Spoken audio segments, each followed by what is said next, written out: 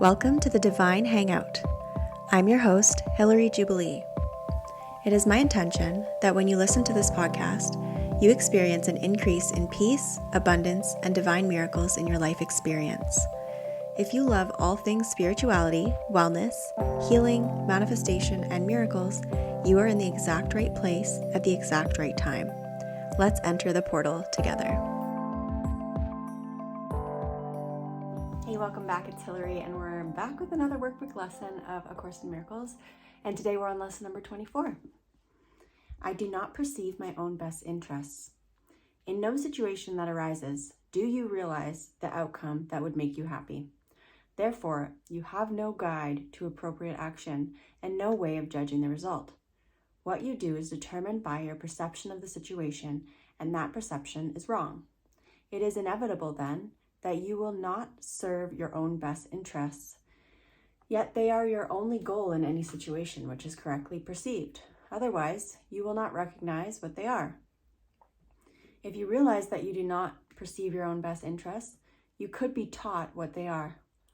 But in the presence of your conviction that you do know what they are, you cannot learn. The idea for today is a step toward opening your mind so that learning can begin. The exercises for today require much more honesty than you are accustomed to using. A few subjects, honestly and carefully considered in each of the 5 practice periods which should be undertaken today, will be more helpful than a more cursory examination of a large number. 2 minutes are suggested for each of the mind-searching periods, which the exercises involve. The practice periods should begin with repeating today's idea, followed by searching the mind with eyes closed for unresolved situations about which you are currently concerned. The emphasis should be on uncovering the outcome you want. You will quickly realize that you have a number of goals in mind as part of the desired outcome, and also that these goals are on different levels and often conflict. In applying the idea for today, name each situation that occurs to you, and then enumerate carefully as many goals as possible that you would like to be met in its resolution. The form of each application should be roughly as follows. In the situation involving blank, I would like blank to happen, and so on. Try to cover as many different kinds of outcomes as many honestly occur to you, even if some of them do not appear to be directly related to the situation or even to be inherent in it at all. If these exercises are done properly, you will quickly recognize that you are making a large number of demands of the situation which have nothing to do with it. You will also recognize that many of your goals are contradictory, that you have no unified outcome in your mind, and that you must experience disappointment in connection with some of your goals, however the situation turns out.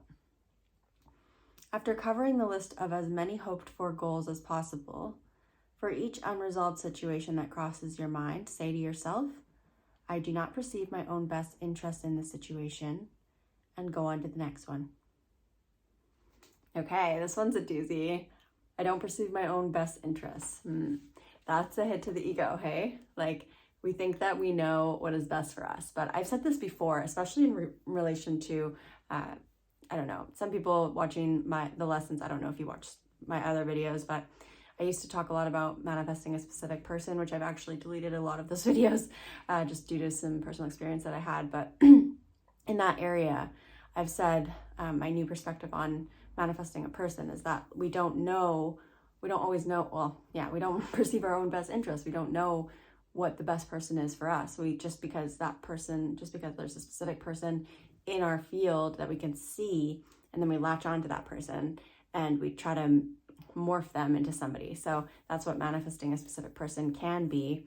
And it's completely unrelated to A Course in Miracles, but it goes along the lines with this idea of not perceiving our own best interests and kind of allowing the higher self or the Holy Spirit or your intuition to guide you rather than using the ego to manipulate reality and try to force something into existence. So that's kind of where my mind goes on this lesson, but it's also very freeing because it's also about surrender.